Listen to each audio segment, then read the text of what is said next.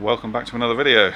In the last video I kind of led you to think that I'd fixed this car because it started up, but what I haven't shown you is there's quite a lot of smoke coming from the exhaust, and I kind of, to begin with, that's nothing to worry about. It's likely just had quite a lot of fuel in the exhaust and it just needed to burn off, but it was running a little bit rough and it wasn't clearing up. So I had to look into it further, obviously. These cars don't have a dipstick. They have you measure the oil with by starting it, and then there's a thing on the dash that shows you how full it is. All it said it was full. I could smell there was a lot of petrol in the oil. So I just thought, well, I can't really, I would have thought it would have said overfull or given me some indication, but there was nothing at all there. So I was looking further into it. The scan tool was showing very negative fuel trims, which means that there's a lot of fuel coming into the engine, or more fuel than it's expecting, and it's trying to balance it out. So that led me to think maybe there was a high pressure fuel pump issue, or because on the Bosch website it says if you replace one of these fuel injectors with the new part number, you have to do all of them on the same rail, which means I had one on either rail replaced. I've got these negative fuel trims, it's running rough, there's a lot of smoke coming out of it. It seemed like the obvious thing to do was to replace all of the fuel injectors, all the ones that I hadn't replaced so far, even though you'd see me do quite a lot of work replacing just that one. I bit the bullet and bought all the rest of them, so that's what you're going to see now. Okay, so I'm not sure why, but there's quite a buzzing sound coming from the throttle body, but we're going to have a go.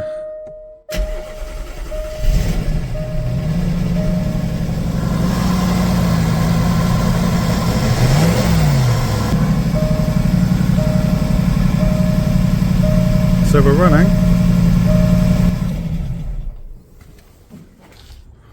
Quite a lot of smoke come out. To check for leaks. No fuel leaks.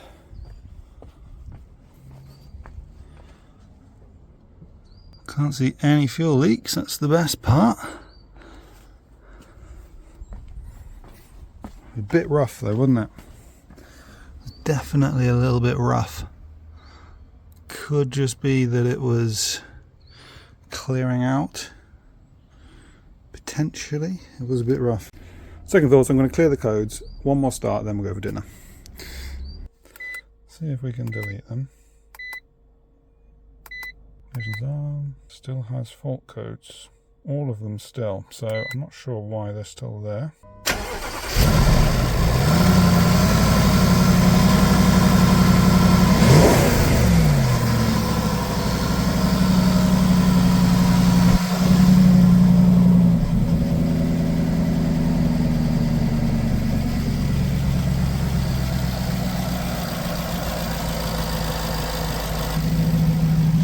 A lot of smoke coming out.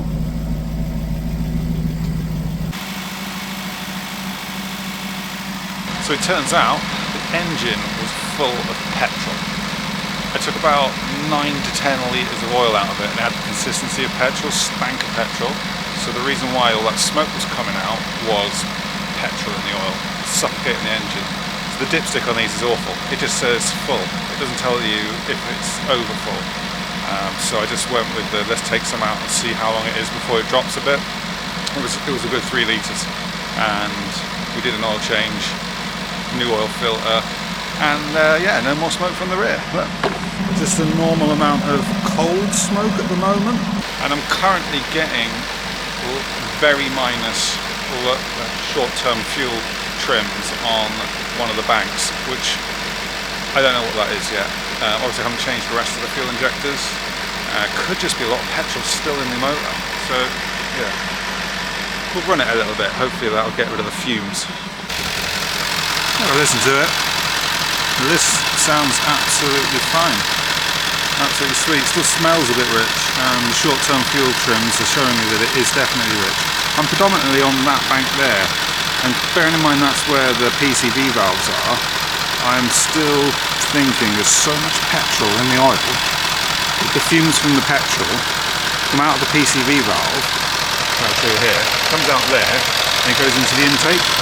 So then the petrol fumes are going into the intake through the cylinder, and it's then telling the exhaust sensors that the vehicle's having too much fuel coming in. That's a theory, I'm pretty sure it's right. You've also got one on this bank. So as that fuel burns off or the vapours leave the oil, hopefully it should stop telling the engine that it's running rich.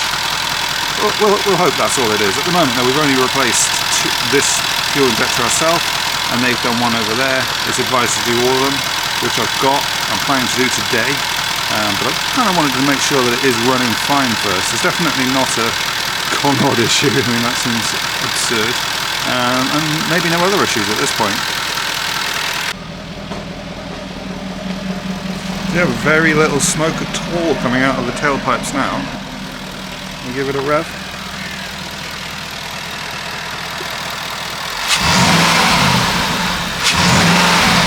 You hear that? Did you hear that noise? That sounds to me like a leak somewhere. I think that could be the root cause of these short-term fuel trims being high.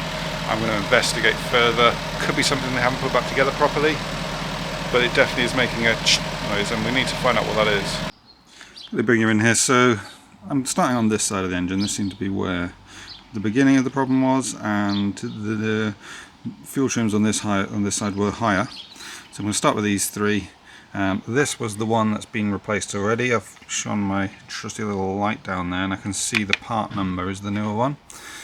So far all I've done is removed the intake pipes, and then this whole wiring loom here, way easier to get off than it is on the other side.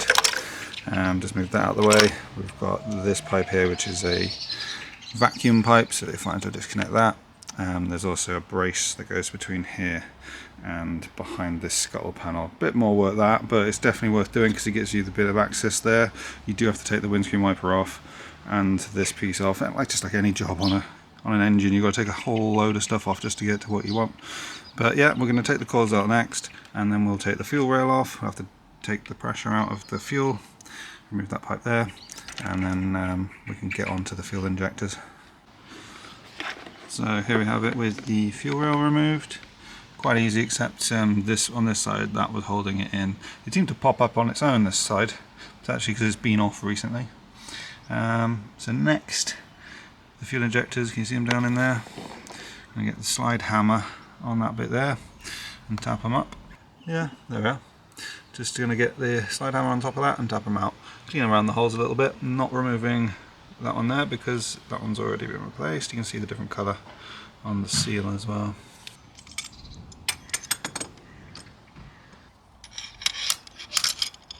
Just going to remove the seal off the top of it first because it doesn't seem to grip on that easily. Potentially this is not the right way to do it, but we're going to try it this way around. That's the way we did it on the other side.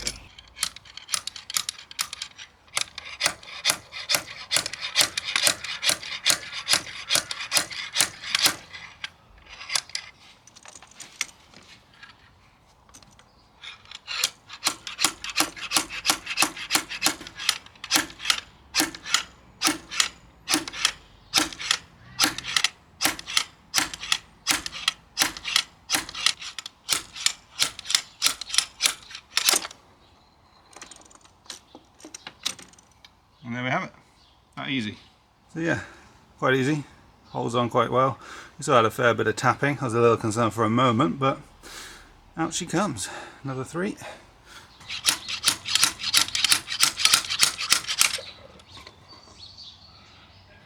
Ta-da, number two.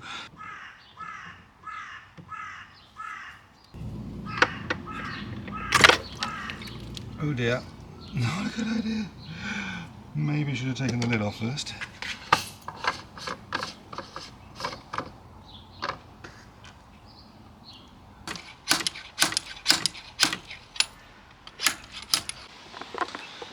Had a quick break because it rained and had a bit of lunch. So now I'm ready to put the new fuel injectors in. Should be fairly straightforward. I've just got the three to put in. Have you done that? Looks a bit dirty, doesn't it? I have tried cleaning it and that's as good as I can get it. As good as I can get it, so I'm going to use the slide hammer just to tap the new fuel injectors in. I'll set you up over there so you can see how easy it is. They go in much easier than they come out.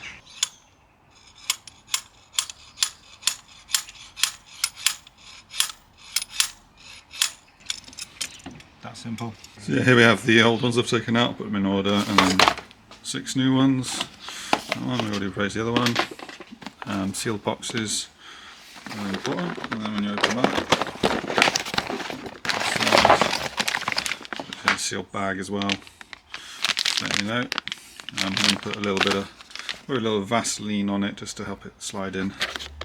So I've just stopped for a quick rain break. I was having a look at these fuel injectors that have come out, and look at the tip of it. Yeah, it's completely covered in this black, crusty.